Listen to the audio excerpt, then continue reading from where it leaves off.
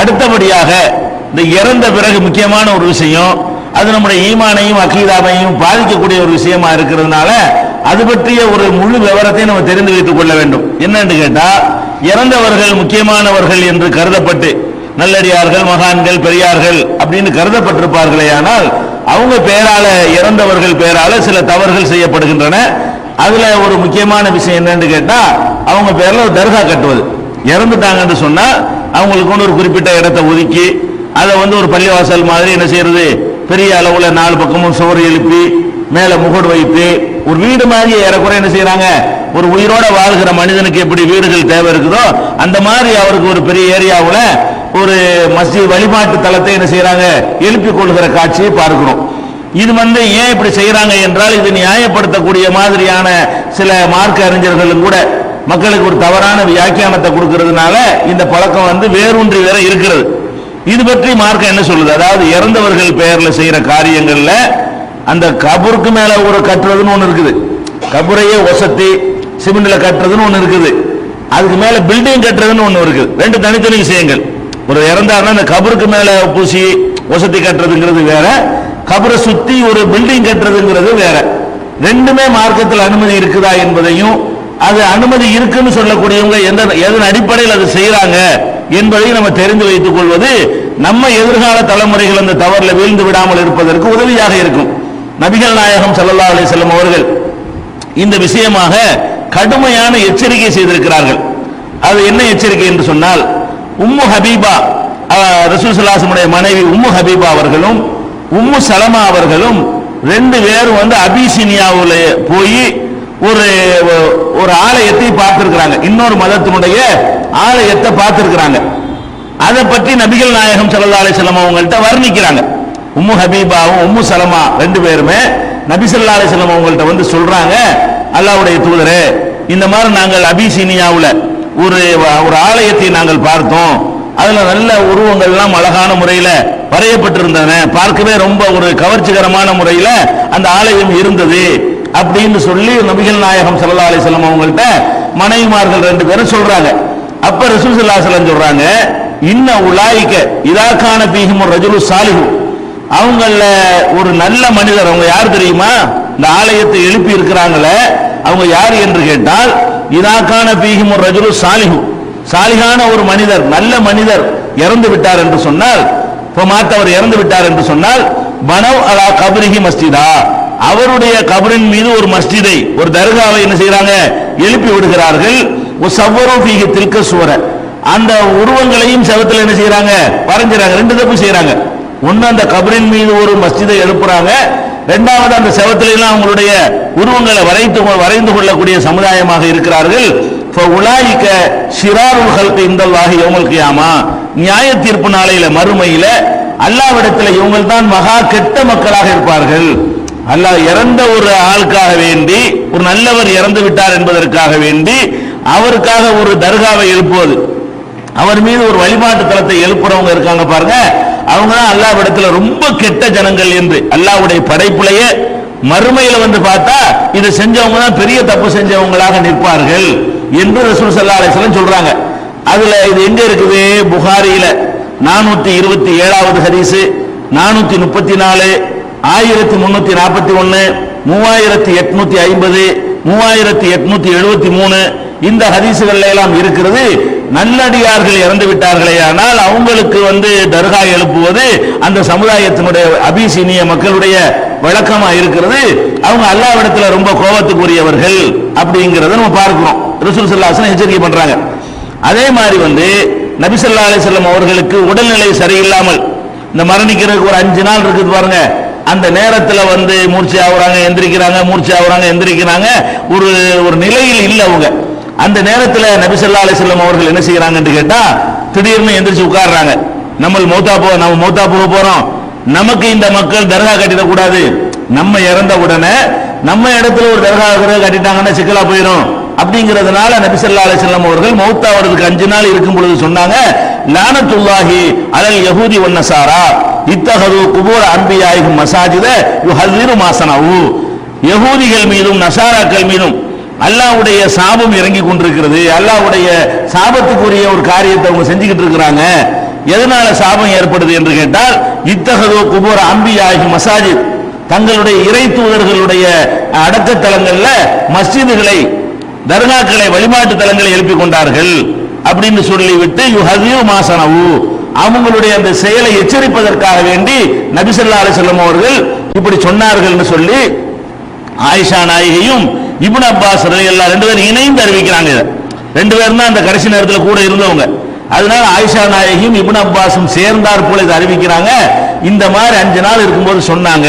அதாவது நபிமார் சாதாரண ஆட்களுடைய கபரை அவங்க செய்யலைங்க, நல்லடியார்கள்ங்கிற ஆளுக்கு கூட இல்ல, நபிமார்கள் அதை விட மேலானவங்க.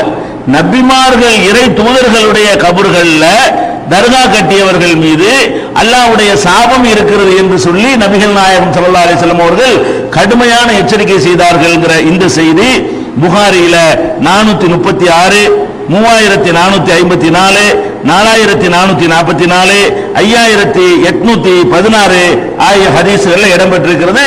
அது நல்லடியாருக்கு எழுப்பின விஷயம், இது நபிமார்களுக்கு எழுப்பின விஷயம். அவங்க மனிதர்களே மகா கெட்டவர்கள்ங்கிறாங்க, இதுல அல்லாஹ்வுடைய சாபத்துக்குரியவர்கள்ங்கிற வார்த்தையை யூஸ் பண்றாங்க ரசூல் ஸல்லல்லாஹு அலைஹி வஸல்லம். இதை விட இதோட சேர்த்து இன்னொரு ஒரு எச்சரிக்கையும் சொல்றாங்க ஆயிஷா நாயகி. இந்த ஹதீஸ் அறிவிச்சிட்டு கூடுதலா ஒரு வாசகத்தை சொல்றாங்க. இப்படி ரசூல் ஸல்லல்லாஹு அலைஹி வஸல்லம் அவர்கள் எச்சரித்திருக்காவிட்டால், இப்படி மரணிக்கிறதுக்கு ஒரு 5 நாள் இருக்கும் பொழுது யாரு நபிமார்களுடைய கபர்களை எல்லாம் தர்காக்களாக வழிபாட்டு தலங்களாக ஆக்கி கொண்டார்களோ அவங்களுக்கு அல்லாஹ்வுடைய சாபம் அப்படின்னு ரசூலுல்லாஹ் சொல்லாம இருந்தா லவ்லா ஸாலிக லஅப்ரஸு கப்ரஹு, இப்படி ரசூலுல்லாஹ் எச்சரித்திருக்காவிட்டால் ரசூல் ஸல்லல்லாஹு அலைஹி வஸல்லம் கபரை மொசத்தி இருப்பார்கள். ஆயிஷா நாயகி சொல்றாங்க, இந்த எச்சரிக்கையினாலதான் ஒண்ணும் பண்ணாம விட்டுட்டாங்க, இல்லைன்னா அதுவே ஒரு தர்காவா ஆயிருக்கும். கைர அன்னி அக்ஷா யுத்தகத மஸ்ஜிதன், அது மஸ்ஜிதாக ஆக்கப்பட்டு விடுமோ என்று என்ன செய்யறேன், நான் அஞ்சுகிறேன் என்றும் ஆயிஷா நாயகி என்ன செய்யறாங்க சொல்றாங்க. அப்ப நபிகள் நாயகம் ஸல்லல்லாஹு அலைஹி வஸல்லம் அவர்கள் இந்த எச்சரிக்கை செஞ்சதுக்கு காரணத்தை கூட இருந்து பார்த்த மனைவி சொல்றாங்க. ஏன் இந்த எச்சரிக்கை பண்ணாங்கன்னு சொன்னா, கடைசியில் இதை சொல்லாம போயிருந்தாங்கன்னு சொன்னா என்ன ரசூலுல்லாஹ் மௌத்தாயிட்டாங்களா இல்லையான்னு சண்டை போட்டாங்க. இந்த சஹாபாக்களுக்கு ரசூல் ஸல்லல்லாஹு அலைஹி வஸல்லம் மீது உள்ள அன்பு என்ன, இவங்க எல்லாம் பெரியார் மகான் மேல அன்பு வச்சுட்டு கட்டுறாங்க, அதையெல்லாம் தாண்டின அன்பு இருந்தது. அந்த அன்பு என்ன செஞ்சிருக்கும், அவங்களுக்கும் ஒரு தர்கா கட்ட தூண்டி இருக்கும். அது செய்யாம போனது காரணம் இந்த கடும் வார்த்தை சாபம், அல்லாஹ்வுடைய சாபத்துக்குரியவர்கள் என்று சொன்னதுதான் காரணம் என்று நபிகள் நாயகம் ஸல்லல்லாஹு அலைஹி வஸல்லம் உடைய செயலுக்கு காரணத்தை, நோக்கத்தை ஆயிஷா நாயகி விளக்குறாங்க. இது புகாரியில 1330, 1390, 4441 ஆகிய ஹதீசுகளில் இடம்பெற்றிருக்கிறதை பார்க்கிறோம். அதே மாதிரி ஜுந்துப் ரலியல்லாஹு அன்ஹு அவர்கள் அறிவிக்கிறார்கள், சமீஅத்து நபிய ஸல்லல்லாஹு அலைஹி வஸல்லம் கப்ல அய்யமூத பி ஹம்ஸின், நபிகள் நாயகம் ஸல்லல்லாஹு அலைஹி வஸல்லம் மரணிக்க 5 நாள் இருக்கும் பொழுது அவர்கள் சொல்ல நான் என் காதார கேட்டிருக்கிறேன். என்ன கேட்டிருக்கிறேன், அலா எச்சரிக்கை, எச்சரிக்கைங்கிற வார்த்தையை போட்டு சொல்றாங்க. ஒ இன்ன மன்கான கபலக்கும், உங்களுக்கு முன்னர் வாழ்ந்த சமுதாயத்தவர்கள் கானு எத்தகிதுன குபூர அம்பியாயிஹிம் வ சாலிஹிம் மசாஜித, தங்கள் நபிமார்களுடைய நல்லோர்களுடைய கபர்களை எல்லாம் மஸ்ஜிதுகளாக, பள்ளிவாசல்களாக, தர்காக்களாக ஆக்கி கொண்டார்கள். அலா உங்களை எச்சரிக்கிறேன், ஃபலா தத்தகிதுல் குபூர் மசாஜித, கபர்களை வழிபாட்டு தலங்களாக, சமாதிகளை வழிபாட்டு தலங்களாக ஆக்கி விடாதீர்கள். இன்னி அன்ஹாக்கும் அன் ஸாலிக, இதை விட்டு நான் உங்களை கடுமையாக தடை செய்கிறேன் அப்படின்னு சொல்லி நபிகள் நாயகம் ஸல்லல்லாஹு அலைஹி வஸல்லம் அவர்கள் மரணிப்பதற்கு 5 நாள் இருக்கக்கூடிய நேரத்தில் இப்படி சொன்னார்கள். செய்தி சஹீஹ் முஸ்லிம்ங்கிற நூல்ல 827வது ஹதீஸாக பதிவு செய்யப்பட்டிருக்கிறது. உங்களுக்கு 4 முக்கியமான ஹதீஸ்களை உங்களுக்கு முன் வச்சிருக்கிறோம். இது எல்லாம் சேர்ந்து என்ன சொல்லுது, நபிமார்களுடைய கபர்களாக இருந்தால் கூட அதுல ஒரு பில்டிங்கை எழுப்புவது என்பது மார்க்கத்தில் தடுக்கப்பட்டிருக்கிறது. நல்லடியார்களாக இருந்தால் கூட அவங்களுக்காக இறந்த பிறகு அவங்களை அடக்கம் செய்து அவங்களுக்காக ஒரு பில்டிங் எழுப்புவது தடுக்கப்பட்டிருக்கிறது என்று தெளிவாக இந்த ஹதீஸ் சொல்கிறது. ஆனால் இவ்வளவு தெளிவாக இருக்கும் பொழுதும் கூட அந்த மக்கள் இன்னைக்கு என்ன செய்யறாங்க, யாரா இறந்துட்டாங்கன்னு சொன்னா அவர் பேர்ல தர்கா, நல்லவரா இருக்கணும்னு அவசியம் இல்லை, நல்லவர் இவங்க கெட்டவர்களை எல்லாம் கூட நல்லவர் நினைத்துக் கொண்டெல்லாம் கூட தர்காக்களை எழுப்பி இருக்கிறார். நபிமார்கள் மாதிரியான நல்லவர்களுக்கு எழுப்பின மாதிரியும் தெரியல. பார்த்தோம்னு சொன்னா பீடி மஸ்தானுக்கு தர்காங்கிறாங்க. பீடி மஸ்தான நல்லவரா, பீடி குடிக்கிறதெல்லாம் மார்க்கத்தில் நல்ல ஒரு காரியமா? பீடி மஸ்தான் தான் போதையில் இருக்குன்னு அர்த்தம். பீடி மஸ்தான் அவுலியா தர்காங்கிறாங்க, சடப்பக்கீர் அவுலியா தர்காங்கிறாங்க, துர்த்தியப்பா தர்காங்கிறாங்க. இதெல்லாம் ஒரு நல்லவர்கள் என்பதற்கான ஒரு பேர்லயே தெரியுது. யாருக்கு வேணாலும் இவங்க என்ன செய்யறாங்க, அது மாதிரி எல்லாம் தர்கா கட்டுறத காட்சியை பார்க்கிறோம். மார்க்கத்தை பொறுத்த வரைக்கும் நல்லவர்களுக்கு தடுக்கப்பட்டிருக்கிறது. இந்த ஹதீசுகளை எல்லாம் எடுத்து காட்டி மக்களை நல்வழிப்படுத்த போனால் இந்த தர்காவாதிகள்கிட்ட இருந்து வருமானத்தை வாங்கி சாப்பிடக்கூடிய ஒரு கூட்டம் என்ன செய்யறாங்கன்னா அதை நியாயப்படுத்துவதற்காக வேண்டி இதுக்கு ஒரு வியாக்கியானம் கொடுக்குறாங்க. இந்த ஹதீஸை மறுக்க இயலாது. ஏன்னா புகாரியில முஸ்லீம்ல ஆதாரப்பூர்வமாக எந்த ஒரு அறிவிப்பாளரையும் யாரும் குறை சொல்ல முடியாது. வலுவான உறுதியான அறிவிப்பாளர்கள் வழியாக ரெக்கார்ட் ஆகிருக்கிறதுனால இந்த கிதாபுகள் அவங்களுக்கு ஏற்றுக்கொண்டிருக்கிற காரணத்தினால இதை மறுக்க இயலாது. அவங்க என்ன சொல்லுவாங்க என்று கேட்டா இதுக்கு அர்த்தம் என்ன, அர்த்தத்தை மாத்துவா இருக்குது, ஹதீஸ் இருக்குது, இதுக்கு என்ன அர்த்தம் என்று சொன்னால் அந்த இறந்துட்டாங்கல்ல ஒரு ஆளு, அந்த இடத்துல பள்ளிவாசல் தான் கட்டக்கூடாது. அதாவது மஸ்ஜித் தான வார்த்தை வருது, வியாக்கியானம் எப்படி கொடுப்பாங்க என்று கேட்டா ஒரு ஆள் இறந்துட்டாருன்னு சொன்னா அதுக்கு மேல அந்த கட்டடத்தை கட்டி அதையும் 5 வேளை தொழுவதற்குரிய பள்ளிவாசலாக நம்ம ஆக்கிடக்கூடாது. நம்ம என்ன தர்காவில் பாங்கு சொல்றோமா, தர்காவில் 5 வேளை தொழுகை நடத்துறோமா, தர்காவில் வந்து பள்ளிவாசல் நடக்கிற உழு செய்யற ஏற்பாடுலாம் செஞ்சு வச்சிருக்கிறோமா? அப்ப நமக்கு எது தடை? இந்த ஹதீஸ் என்ன சொல்லுதுங்கிறதை உல்டா பண்றாங்க. என்ன சொல்லுதான் இந்த ஹதீஸில் வந்து மஸ்ஜித் என்ற வார்த்தை வந்திருக்கிறது. அவங்க சொல்லக்கூடிய ஆர்குமெண்ட் மஸ்ஜிதாக ஆக்கக்கூடாது. இத்தகது குபூர் அம்பியாஹிம் மசாஜித, நபிமார்களுடைய கபர்களை மஸ்ஜிதுகளாக ஆக்கினார்கள் வருது. நாங்க என்ன மஸ்ஜிதாக ஆக்கி இருக்கிறோம், பாங்கா சொல்றோம், நாங்க வந்துகிட்டு உழு செஞ்சுட்டா தொழுவ சொல்றோம், அங்கே என்ன அல்லாஹ்வை வணங்குவா செய்யறோம், அது வேற இது வேற. அதுதான் தடை இருக்கே தவிர அது மஸ்ஜித் இல்லாத ஒரு வழிபாட்டு தலத்தை கட்டுவதுமே இல்ல, தப்பு இல்லைன்னு சொல்லி இந்த மஸ்ஜிதுங்கிற வார்த்தையை வச்சுக்கிட்டு இது யார் சொல்றா, பாமரர்கள் சொல்றது இல்ல, ஓதி படிச்ச 7 வருஷம் ஓதி படிச்ச ஆளுக்கு வேணும்னு தெரிஞ்சு கொண்டே என்ன செய்யறாங்க, இப்படி ஒரு வியாக்கியானம் கொடுத்தோம் மக்கள். ஆமா நம்ம என்ன மஸ்ஜித் கட்டளை தர்கா தானே கட்டிருக்கிறோம், அது என்ன மஸ்ஜிதா நம்ம 5 வேளை தொழுகிற இடத்துல கபரை வச்சிருக்கிறோம், அல்ல கபர் இருக்கிற இடத்துல 5 வேளை தொழுகை நடத்திக்கிட்டு இருக்கணும், அதுதான் கூடாது, இது கூடும் அப்படின்னு சொல்லி என்ன செய்யறாங்க, அவங்க ஒரு வாதத்தை முன்வைக்கிறார்கள். அதனால இதை கொஞ்சம் டீப்பா நீங்க விளங்கிக்கணும். இந்த வாதத்தை நீங்க நாளைக்கு எடுத்து வச்சா பதில் சொல்லணும் இல்லையா? இதுல என்ன இடம்பெற்றிருக்கிறது, மஸ்ஜிதுங்கிற வார்த்தை இடம்பெற்றிருக்கிற நெசம்தான். ஆனால் இந்த மஸ்ஜிது என்ற வார்த்தைக்கு வந்து 2 அர்த்தம் இருக்கிறது. நடைமுறையில் என்ன அர்த்தம், நம்ம பள்ளிவாசல் அர்த்தம். அகராதியில் என்ன அர்த்தம், வழிபடக்கூடிய இடங்கள் அர்த்தம். எல்லா வழிபடக்கூடிய இடங்களையும் என்ன செய்யலாம், மஸ்ஜிதுன்னு சொல்லலாம். அதே நேரத்தில் வந்து முஸ்லிம்கள் மாத்திரம் 5 வேளை தொழுகை நடத்துறமே அதையும் மஸ்ஜித் என்று சொல்லலாம். மஸ்ஜிதுங்கிற வார்த்தைக்கு அகராதியில் அர்த்தம் எல்லாத்தையும் குறிக்கக்கூடியது, வழிபாட்டு தலம் அப்படின்னு அர்த்தம். இஸ்லாம் வந்த பிறகு என்ன அர்த்தம் ஆயிடுச்சு, மஸ்ஜித் என்று சொன்னா இந்த மாதிரி பாங்க சொல்லி தொழுகை நடத்தி அதுக்கு ஒதுக்கி வச்சிருக்கோம்ல பள்ளி வாசல் நம்ம அறிந்து வச்சிருக்கிறோமே அதுதான் மஸ்ஜிதுங்கிறது இஸ்லாம் ஆக்கிடுச்சு. இப்படி வரும் பொழுது இந்த சொல் மஸ்ஜிதுங்கிற வார்த்தை குர்ஆனிலே ஹதீஸிலே பயன்படுத்தப்படுமையானால் சில இடங்களிலே அதனுடைய அகராதி அர்த்தத்தை தான் கொடுக்கணும், சில இடங்களிலே மார்க்கத்தில் என்ன அர்த்தம் இருக்குதோ அதை தான் கொடுக்கணும். அது அந்த இடத்தை பொறுத்து நம்மளே தீர்மானிச்சுக்கலாம். புரிந்து கொள்வதற்காக நான் வேற ஒரு உதாரணத்தை சொல்லிவிட்டு இதை விளக்குறேன். ஏன்னா டீப்பா இதை நீங்க தெரிஞ்சு வச்சுக்கணும். இப்ப நம்ம தொழுகைங்கிறோம், தொழுகைக்கு அரபில என்ன சொல்லு, சலாத். சலாத்னா என்ன, ஹய்யா அலஸ் ஸலாங்கிறாங்கல்ல, சலாத்னா தொழுகைன்னு அர்த்தம். இந்த சலாத்துங்கிற வார்த்தைக்கு அகராதியில தொழுகைன்னு அர்த்தமா, அகராதியில தொழுகைன்னு அர்த்தம் கிடையாது. அகராதி வந்து ரசூலுல்லாஹ் காலத்துக்கு முந்தைய பிடிச்சிருக்கிறது அகராதிங்கிறது, டிக்ஷனரிங்கிறது. அப்ப இந்த சலாத்துங்கிற வார்த்தையை ரசூலுல்லாஹ் முதல்ல கண்டுபிடிச்சாங்களா, இல்ல. ரசூல் ஸல்லல்லாஹு அலைஹி வஸல்லம் வர்ற முந்தைய இந்த பாஷையை அந்த மக்கள் பேசிக்கிட்டு இருந்தாங்க. அப்ப ரசூல் ஸல்லல்லாஹு அலைஹி வஸல்லம் வருவதற்கு முன்னாடி சலாத்துங்கிற வார்த்தையை அந்த மக்கள் பயன்படுத்தினார்கள் பிரார்த்தனை செய்வதற்கு. சலாத்துக்கு நேரடி அர்த்தம் என்ன, சலாத்து என்ற வார்த்தைக்கு வந்து அகராதியுடைய அர்த்தம் என்னன்னு கேட்டா இறைவன்கிட்ட பிரார்த்தனை செய்வது அப்படின்னு அர்த்தம். நபிகள் நாயகம் அல்லாஹ்வுடைய தூதரா வந்த பிறகு நம்ம குறிப்பிட்டு நின்று குனிந்து நெத்திய நிலத்துல வச்சு அத்தையாத்துல உட்கார்ந்து ஒரு முறையா செய்யறமே இதுக்கு சலாத்துன்னு அவங்க பேரை வைக்கிறாங்க. அதனால சில இடங்கள்ல இந்த சலாத்துக்கு வந்து அகராதி அர்த்தத்தை கொடுக்கணும், சில இடங்கள்ல இந்த சலாத்துக்கு வந்து என்ன செய்யணும், இந்த நடைமுறையில மார்க்கத்துல என்ன அர்த்தம் கொடுத்திருக்கிறோமோ அதை கொடுக்கணும். அது அந்த அர்த்தம் கொடுக்கிற இடத்துல இந்த அர்த்தம் கொடுத்துடக்கூடாது, இந்த அர்த்தம் கொடுக்கிற இடத்துல அந்த அர்த்தம் கொடுத்துடக்கூடாது. இது ரெண்டுமே குர்ஆன்ல உங்களுக்கு ஆதாரம் இருக்கிறது. உதாரணமா பாத்தீங்கன்னு சொன்னா நபிகள் நாயகம் ஸல்லல்லாஹு அலைஹி வஸல்லம் காலத்தில் வாழ்ந்த இந்த மக்கா முஷ்ரிக்குன்னு சொல்றோமே அவங்களுடைய வழிபாட்டை பற்றி அல்லாஹ் சொல்லும் பொழுது மாக்கான சலாத்துஹும் இந்தல் பைத்தி இல்லா முகாவ தஸ்தியா, அவங்களுடைய சலாத், இந்த இணை கற்பிக்கக்கூடியவர்கள் இருக்கிறாங்களே இவங்களுடைய சலாத், இவங்களுடைய பிரார்த்தனை என்பது இல்லா முகாவ தஸ்தியா, சீட்டி அடிப்பதும் கைதட்டுவதும் தான் இவங்களுடைய வணக்கமாக இருக்கிறது, இவங்களுடைய பிரார்த்தனையாக இருக்கிறது என்று அல்லாஹ் சொல்லி காட்டுறான். அவங்களுடைய வணக்கத்துக்கு என்ன வார்த்தைகளை யூஸ் பண்றான், சலாத்துன்னு யூஸ் பண்றான். அவங்க என்ன ருக்குவா செஞ்சாங்க, அவங்க என்ன சஜிதாவா செஞ்சாங்க, அவங்க கிபிலாவை நோக்கிட்டா செஞ்சாங்க, அல்லது அவங்க ஒளி செஞ்சுட்டு வந்து நின்றாங்களா? அவங்க சீட்டி அடிக்கிறதையும் கைதட்டுவதையும் அல்லாஹ் என்ன செய்யறான்?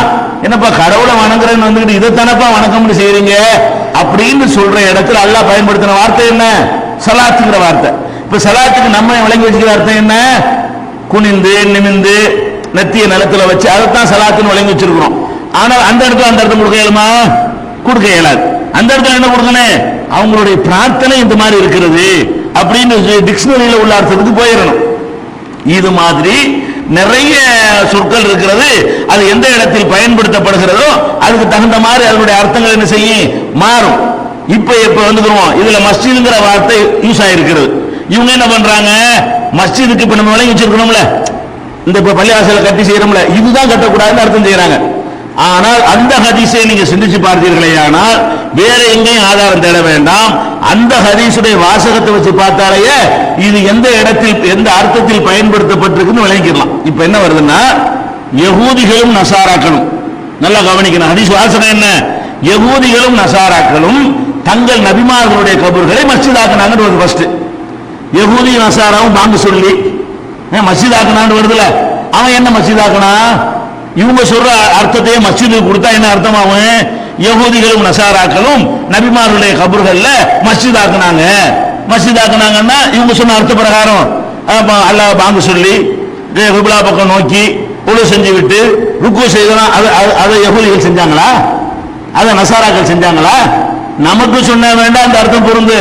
இது யார் செஞ்சாங்க வருது? யகூதிகளும் நசாராக்களும் நபிமார்களுடைய கபர்களை மஸ்ஜிதாக்குனாங்கன்னு வருது. என்ன மஸ்ஜிதாக்கி இருப்பாங்க? இந்த மஸ்ஜிதாவா? இப்ப நம்ம எல்லாம் உட்கார்ந்து பள்ளிவாசல் கட்டுறோமே, இந்த மஸ்ஜிதாவை ஆக்கியிருப்பான். இந்த மஸ்ஜித் ஒத்துக்கிறவே இல்லையே. இந்த மஸ்ஜித் இஸ்லாம் வந்த பிறகு இந்த அர்த்தம் கொடுக்குது. அப்ப நபிகள் நாயகம் ஸல்லல்லாஹு அலைஹி வஸல்லம் காலத்துக்கு முந்தி அவன் என்ன பண்ணனா?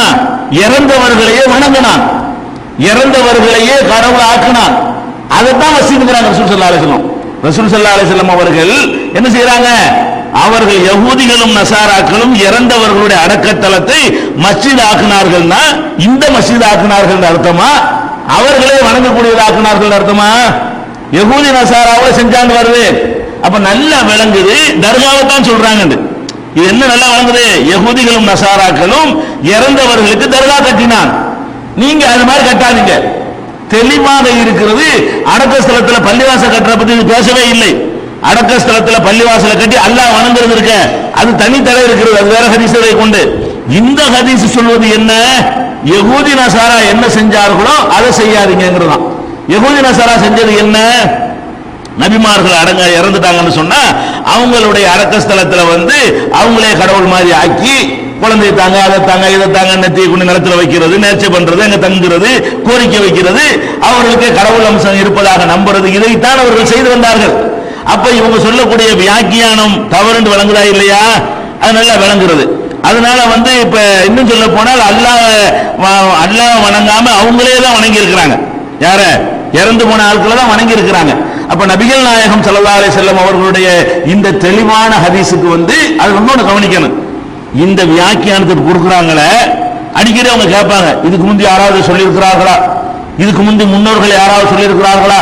இவர்கள் தான் இப்போது சொல்லுகிறார்கள் சில விஷயங்களுக்கு நம்மள்ட்ட கேட்பாங்க அவங்க. ஆனால் இவங்க சொல்லக்கூடிய இந்த வியாக்கியானம், இந்த நூற்றாண்டுல உள்ள சில பேர் கொடுக்கக்கூடிய இந்த வியாக்கியானம், அரபு மொழி தெரியாத மக்கள்கிட்ட கொடுக்கக்கூடிய இந்த வியாக்கியானம் கடந்த 13 நூற்றாண்டுல யாரும் சொன்னதே இல்லை. இந்த ஹதீஸ் என்ன அர்த்தம் இல்ல? நீங்க அடக்க ஸ்தலத்துல பள்ளிவாசலை கட்டிக்கிறாதீங்க, அடக்க ஸ்தலத்தை வணங்குறதுக்கு தனியா ஒரு வழிபாட்டு தலம் கட்டிக்கிறீங்க, அதான் இதுக்கு அர்த்தம் அப்படின்னு சொல்லி இதுக்கு முந்தி ஒரு அறிஞராவது, ஒரு மார்க்க அறிஞராவது, ஒரு அரபு மொழியுடைய நாலேஜ் உள்ள ஒருத்தராவது சொல்லி இருக்கிறாரான்னு கேட்டா யாரும் சொன்னதே இல்லை. அப்ப இவர்கள் இந்த மக்களுக்கு தோதுவாக மார்க்கத்தை வளைக்கிறதுக்காக வேண்டி இந்த ஹதீஸ் இல்லாத ஒரு அர்த்தத்தை கொடுத்து அதை நியாயப்படுத்துறாங்க. தர்கா கட்டுவதற்கு எந்த வகையான, எவ்வளவு மகானா இருந்தாலும் சரி, எவ்வளவு பெரியாரா இருந்தாலும் சரி, அவருக்கு ஒரு பில்டிங் கட்டுவதற்கு எந்த அனுமதியுமே கிடையாது.